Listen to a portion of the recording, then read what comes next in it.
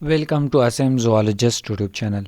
तो जिस तरह आप लोगों को पता है कि मैंने सेल बायोलॉजी स्टार्ट किया हुआ है और इसमें मैंने आप लोगों के साथ एक लेक्चर डिस्कस किया और वो है carbohydrates.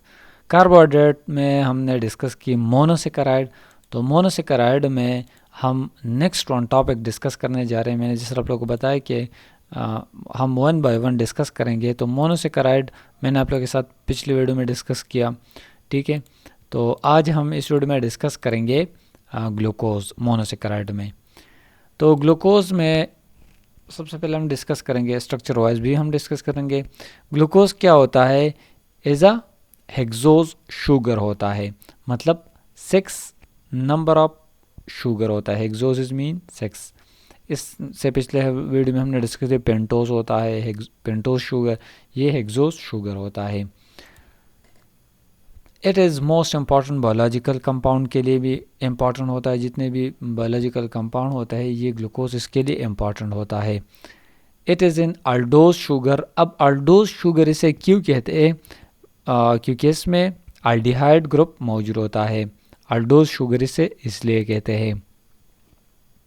It forms 6 corn rings in solution. 6 corn मतलब इसका ये मतलब होता है कि ये 6 साइडेड होता है इसमें सोल्यूशन फॉर्म में। This ring is called glucopyranose.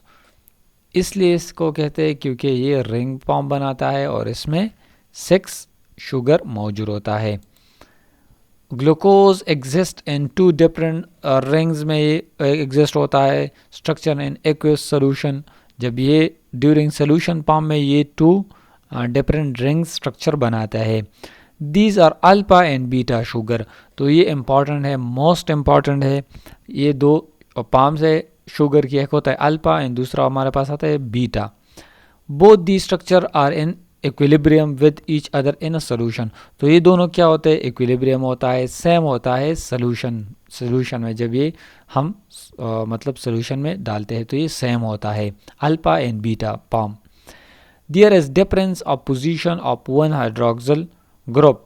लेकिन इसमें फ़र्क क्या होता है? इक्विलिब्रियम होता है लेकिन सिर्फ position of O H group क्या होता है, ये इसमें डिफरेंस होता है both alpha and beta form में।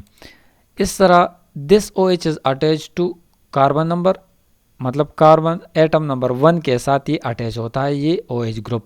अब जब ये क्या होता है, जब नीचे मौजूद होता है ये ओ एच ग्रुप शुगर में, जब ग्लूकोज में ये ओ एच ग्रुप नीचे मौजूद होता है कार्बन नंबर 1। कार्बन नंबर 1 पर जब ये नीचे होता है तो इसे अल्फा फॉर्म कहते हैं, अल्फा फॉर्म। और जब ये ऊपर होता है दी ओ एच ग्रुप तो इसे बीटा फॉर्म कहते हैं। सेम स्ट्रक्चर है लेकिन ये ओ एच की बेस पर ये हम इसे अल्फा और बीटा कहते हैं।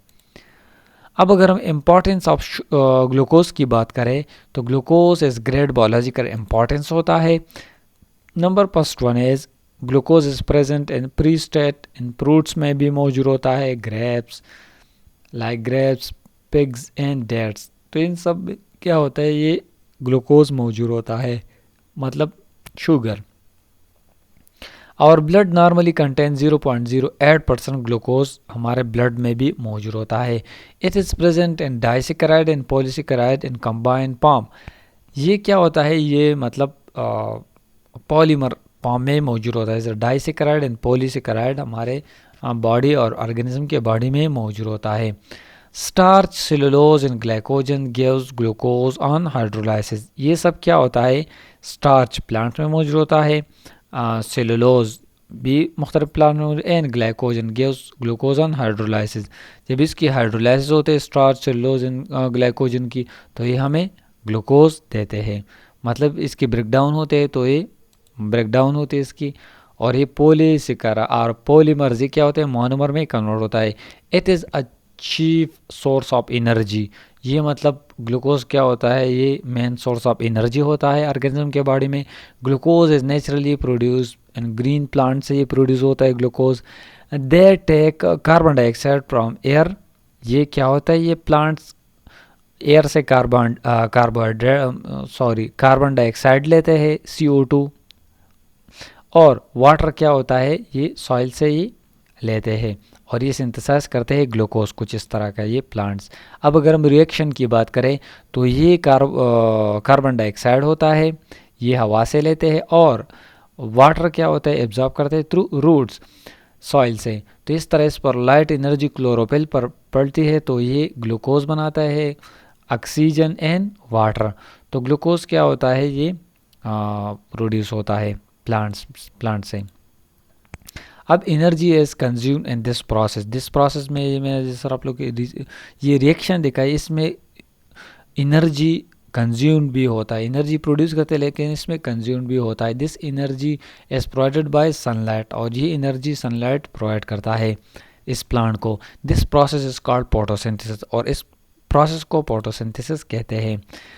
अब 717.6 kilo calories solar energy required होते हैं 10 ग्राम ऑफ ग्लूकोज सिंथेसिस करने के लिए। 717 किलो कैलोरीज एनर्जी, ये मतलब बहुत है, ठीक है। 10 ग्राम ऑफ ग्लूकोज सिंथेसिस करने के लिए इतनी एनर्जी रिक्वायर होता है। This energy store in glucose as chemical energy में स्टोर होता है। This energy is available to organism during oxidation in their body. तो ये प्रोवाइड करता है, मतलब ये जितने भी ऑर्गेनिज्म जब ये खाते हैं तो इससे भी एनर्जी, मतलब इससे भी ज़्यादा है energy. Disaccharide contain two sugar सब यूनिट, ये एक दूसरे के साथ कोवेलेंटली बॉन्ड होता है, एक मोनोमर और दूसरा मोनोमर डाइसेकेराइड ये बनाते हैं, तो ये कोवेलेंटली एक दूसरे के साथ अटैच होता है। फेमिलियर एग्जांपल सक्रोज क्या होता है, सक्रोज होता है डाइसेकेराइड की, जिसे टेबल शुगर कहते हैं, maltose, malt sugar and lactose, milk sugar pound in milk of mammals में ये मौजूद होता है। अब in synthesis of disaccharide form 2 monosaccharide molecules, molecule of water is removed, इससे एक मॉलिक्यूल वाटर मॉलिक्यूल रिलीज होता है ड्यूरिंग, जब ये डाइसेकेराइड बनते हैं। New born sperm between the 2 monosaccharide के दरमियान बनते हैं और एक वाटर रिलीज होता है।